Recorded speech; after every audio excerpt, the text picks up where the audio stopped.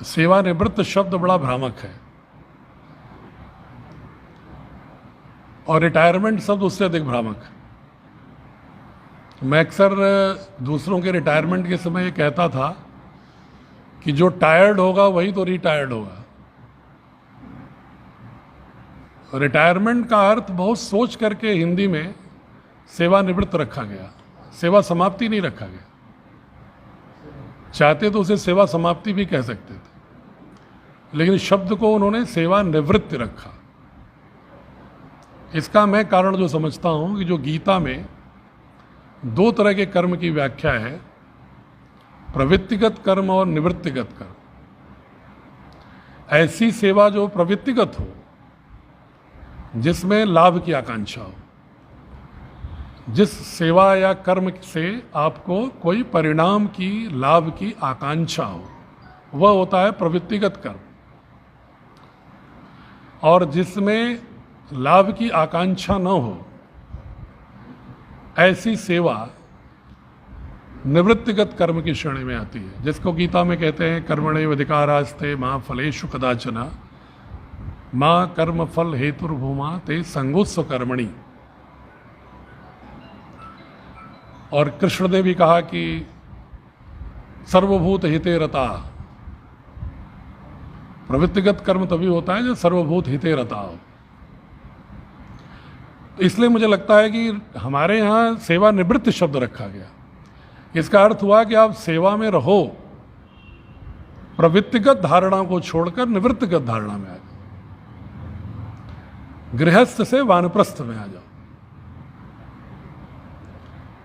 तो मैं, जो हमारे भारतीय दर्शन की आत्मा है कि गृहस्थ के बाद वानप्रस्थ में रहकर सेवा करने का, जिसमें ब्रह्मचर्य में स्वयं तक, गृहस्थ में अपने परिवार की लाभ के लिए सेवा, और वानप्रस्थ में निस्वार्थ समाज की सेवा, ये जो धारणाएं थी, और सन्यास में पूर्णतः प्रकृति के साथ तादात्म्य स्थापित होना, ये जो 4 चरण थे। तो मुझे ऐसा लगता है कि जब ये नौकरी का जो फेज़ है, ये मुझे सेवा शून्य होने का नहीं, बल्कि प्रवृत्तिगत धारणाओं को त्यागते हुए, क्योंकि अभी कम से कम वेतन का लाभ था कि वेतन मिलेगा, नहीं काम करेंगे तो नहीं वेतन मिलेगा, यही प्रवृत्तिगत है। अच्छा कार्य करेंगे तो सरकार आपको प्रशस्ति देगी, अच्छी जगह तैनाती देगी, इसका एक प्रवृत्तिगत लोभ रहता है। बंधन होता है कि शासनादेश का पालन करना है, उससे इतर आप व्याख्या नहीं कर सकते।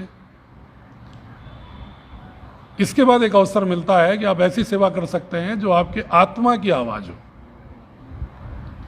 जो आपकी आत्मा का स्वर निकले कि यह होना चाहिए।